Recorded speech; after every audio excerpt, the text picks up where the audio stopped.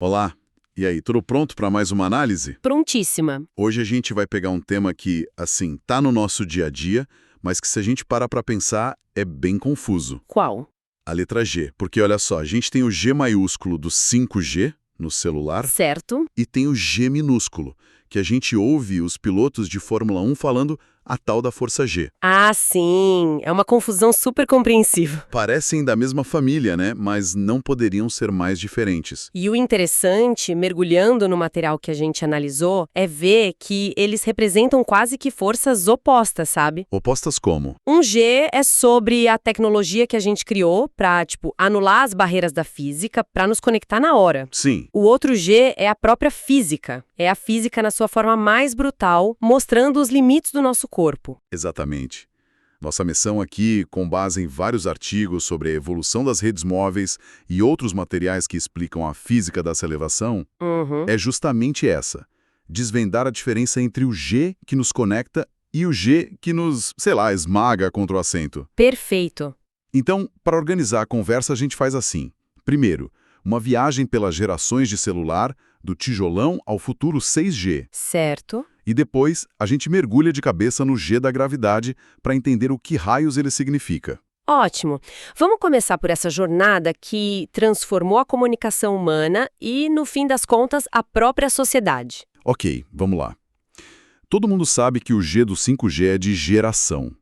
Mas o que eu acho fascinante é entender o salto tecnológico, o que era tão grande a ponto de merecer um número novo a cada vez. Boa pergunta. Tipo, o que fez o 1G ser de fato a primeira geração? O 1G, lá nos anos 80, foi o ponto de partida. Ele estabeleceu a ideia de que era possível falar um telefone sem fio. Simples assim. Simples assim. Mas era o velho oeste da tecnologia móvel. Primeiro, era tudo analógico. Como um rádio de pilha? Exato. Pensa num rádio. A qualidade do som variava, tinha chiado e o pior de tudo, era zero seguro. Zero seguro como? Um dos artigos que eu li para a pauta trazia um detalhe curioso. Qualquer pessoa com um bom sintonizador de rádio e um pouco de paciência conseguia literalmente sintonizar e ouvir a conversa de outra pessoa. Inacreditável, suas conversas no ar para quem quisesse ouvir. Pois é. E além dessa falta de privacidade bizarra, tinha outro problema, né? Um celular comprado aqui não funcionava em outro país. Exato. Era uma torre de Babel tecnológica. O Brasil e os Estados Unidos usavam um padrão chamado AMPS. Os países nórdicos tinham o NMT, o Reino Unido usava o TAX, era um caos. O telefone era um tijolo inútil assim que você cruzava uma fronteira. E essa foi a barreira que o 2G veio quebrar. Exatamente. Então, nos anos 90, com o 2G, veio a revolução digital. Qual foi o impacto real dessa mudança do analógico para o digital? Foi gigantesco. Digitalizar o sinal resolveu dois problemas de uma vez só. Primeiro, a segurança. Ah, claro. A comunicação passou a ser codificada com algoritmos, o que tornou a espionagem casual, assim, infinitamente mais difícil. Certo. E segundo, e talvez mais importante, permitiu a criação de um padrão global, o famoso GSM. O que a gente usa até hoje, de certa forma. Sim, foi como se todo mundo concordasse em falar uma língua franca. E isso abriu as portas para o roaming internacional que a gente usa sem nem pensar. E foi no 2G que nasceu algo que mudou completamente a nossa forma de comunicar: o SMS. O torpedo. É incrível pensar que foi a primeira vez que a gente teve comunicação móvel que não era em tempo real, né? Não precisava mais estar disponível na mesma hora. Precisamente. O SMS ensinou o mundo a se comunicar em rajadas curtas de texto, uma coisa que define as redes sociais até hoje. Totalmente. E foi no 2G também que a internet móvel deu os primeiros passinhos com aquelas tecnologias de transição. O GPRS e o EDGE. Lembro do G e do E no celular. Isso.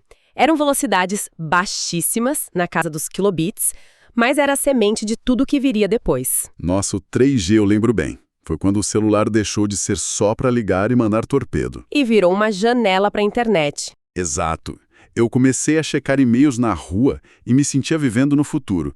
Mas qual era o grande problema que o 4G precisava resolver?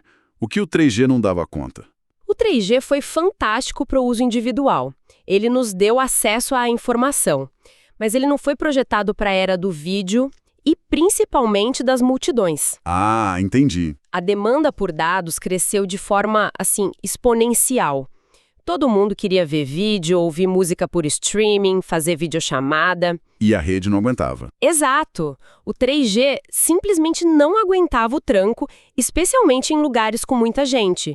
Shows, estádios, a rede engasgava. Lembro disso perfeitamente. Durante a Copa do Mundo de 2014 aqui no Brasil, eu estava num jogo, tentei postar uma foto e nada. A rede 3G morreu. Exato. Por isso o 4G com o padrão LTE foi tão importante. Não foi só um aumento de velocidade, foi uma reestruturação da rede para ser mais robusta, sabe? Mais forte. Tanto que, como você mencionou, a Copa de 2014 ficou conhecida nos bastidores das teles como a Copa dos Selfies. Faz sentido. Foi o primeiro grande teste de estresse da rede 4G no Brasil. E ela aguentou. Permitiu streaming em HD, jogos online, tudo que hoje é normal pra gente. Certo. E isso nos traz ao 5G. A gente ouve muito sobre mais velocidade, mas a promessa parece ser maior, né? Afinal, o meu 4G já é super rápido para ver vídeos. Sim. O que o 5G realmente muda? Aqui tá o pulo do gato. A velocidade é impressionante, claro.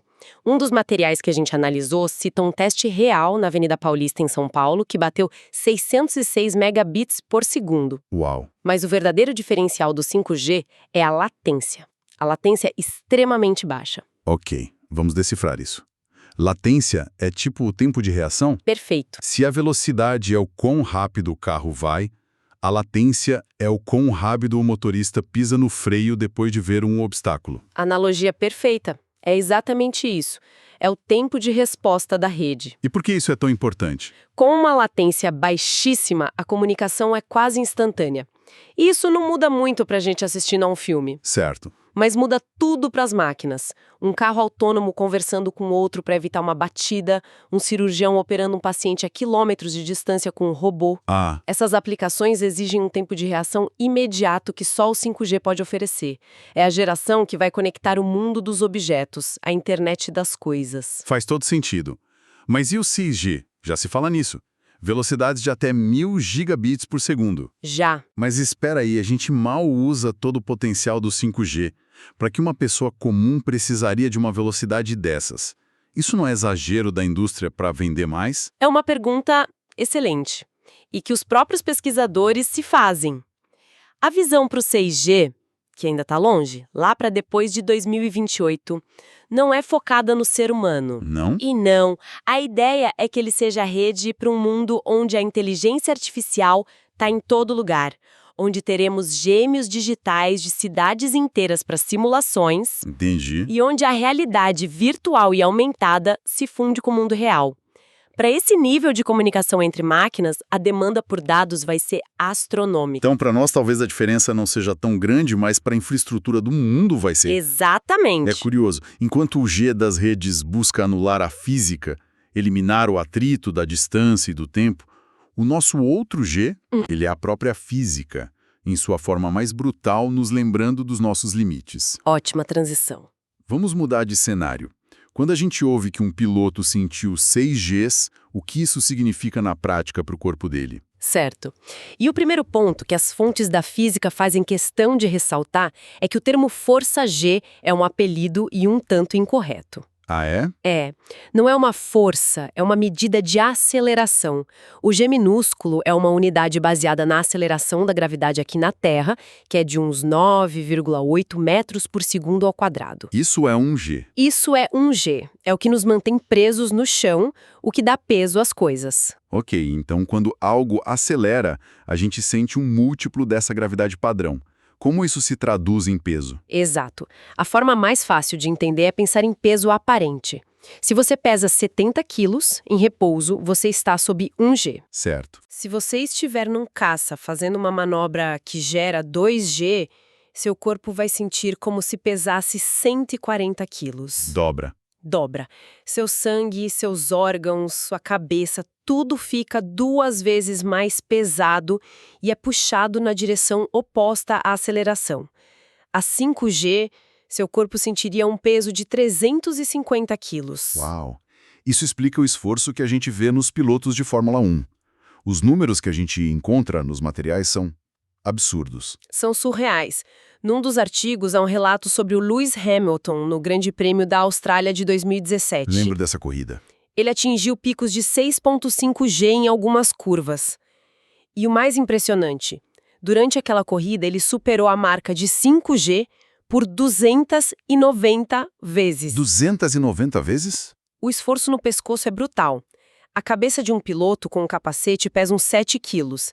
A 6G, o pescoço precisa sustentar um peso aparente de mais de 40 quilos. E o corpo todo esmagado contra o assento. Exatamente. E aí, para os pilotos de caça, isso é rotina, e em níveis ainda mais altos. Eles chegam a 9G. O que acontece com o corpo humano nesse extremo? Aí a gente entra num território muito perigoso. O maior inimigo do piloto de caça é um fenômeno chamado G-LOC. G-LOC. É a sigla em inglês para perda de consciência induzida por G. Nossa. Como a aceleração positiva empurra tudo para baixo, o sangue é drenado da cabeça e forçado para as pernas e o abdômen. O cérebro fica sem oxigênio. E aí? O primeiro sintoma é a perda da visão periférica, a visão de túnel. Depois, a visão apaga completamente e, segundos depois, vem o desmaio. O que num caça-jato é? Potencialmente fatal. Que assustador. E só pra gente ter uma referência, quanto um astronauta sente durante o lançamento de um foguete? É intenso, mas bem menos. Durante a subida, eles experimentam uma aceleração sustentada de uns 3G. Só 3G. É desconfortável, dificulta a respiração, mas é um nível considerado seguro e gerenciável, muito longe dos 9G de um piloto em combate. Certo. E como esses pilotos de caça conseguem lutar contra um efeito físico tão poderoso como o G-LOC? Com uma combinação de tecnologia e um treinamento fisiológico extremo. A tecnologia é o traje anti-G. Que é aquela calça que eles usam. Isso, é basicamente uma calça especial com bolsas de ar que inflamam automaticamente quando o avião entra numa manobra de alto G. E o que ela faz? Essas bolsas comprimem violentamente as pernas e o abdômen do piloto. Então o traje basicamente aperta o piloto para não deixar o sangue dele descer para as pernas. Exatamente. É uma contrapressão mecânica para manter o sangue na parte de cima do corpo, irrigando o cérebro. Mas só o traje não resolve, imagino. Não, só o traje não é suficiente. A segunda parte é uma técnica que eles treinam exaustivamente, a manobra de esforço anti-G, ou a GSM. E o que é isso? É uma combinação de contrair todos os músculos da parte inferior do corpo, com toda a força possível, e uma técnica de respiração específica, quase como um grunhido controlado, para aumentar a pressão arterial. Eles estão literalmente usando a força do próprio corpo para brigar com a física. E forçar o sangue a ficar no cérebro. É uma guerra interna. E quais são os limites? Uma pessoa como eu, sem treinamento, aguentaria quanto? Uma pessoa comum geralmente desmaia por volta de 5G. Os pilotos são uma elite fisiológica, treinada para suportar 9G por períodos relativamente longos. Entendi. Mas existe também o oposto, a aceleração negativa, que é quando o sangue é forçado para a cabeça. Ah, em manobras de mergulho, por exemplo? Isso. O corpo humano tolera muito menos. Algo entre menos 2G e menos 3G já é extremamente perigoso. Pode causar o rompimento de vasos nos olhos, um fenômeno que eles chamam de visão vermelha. E qual foi o recorde? O máximo que um ser humano já aguentou e sobreviveu? O que a pesquisa aponta é algo que parece saído de um desenho animado. O recorde pertence a um médico e coronel da Força Aérea Americana, John Paul Stepp. O homem mais rápido da Terra. Ele mesmo. Em 1954, em testes sobre os efeitos da desaceleração, ele foi amarrado num trenó a foguete e na frenagem suportou um pico de... Quanto? 46,2G. 46? Isso. É. Ele sofreu múltiplas lesões, claro, mas sobreviveu para analisar os próprios dados. É um dos maiores exemplos da resistência do corpo humano. Que loucura. Ok, vamos amarrar tudo isso. O que a gente tira dessa história toda? Temos 2 Gs que vivem em universos opostos. O G de geração, que é a nossa busca incessante para superar limites, para tornar a comunicação imaterial, instantânea. Quebrando as barreiras da distância e do tempo. Exato. E do outro lado? Do outro lado, o G de gravidade, uma medida de aceleração que é a própria barreira física. Ele representa o desafio que a natureza impõe aos nossos corpos quando tentamos nos mover mais rápido, seja numa pista, na atmosfera ou a caminho do espaço. É um lembrete constante, né? Sim, de que por mais que a gente avance no mundo virtual, nosso hardware biológico ainda tem limites bem definidos. Perfeito. E, para deixar uma reflexão, um dos materiais sobre viagens espaciais mencionava que o sistema de propulsão dos sonhos seria um que conseguisse manter uma aceleração constante de 1G. Ah, sim. Isso criaria uma gravidade artificial dentro da nave, resolvendo todos os problemas da falta de peso, como perda de massa óssea e muscular. Seria como uma viagem longa e confortável. A viagem perfeita, simulando as condições da Terra enquanto cruza o sistema solar. Exatamente. E isso nos deixa com uma pergunta para pensar. Manda. À medida que as tecnologias de geração nos conectam de forma tão íntima que o mundo virtual parece cada vez menor, sem fronteiras, como é que a nossa capacidade de dominar a aceleração G, de realmente viajar mais rápido e mais longe no espaço físico, vai definir a verdadeira próxima fronteira da experiência humana? Boa pergunta. O que vai importar mais no futuro? Estar em todos os lugares virtualmente ou ser capaz de ir fisicamente para um lugar novo?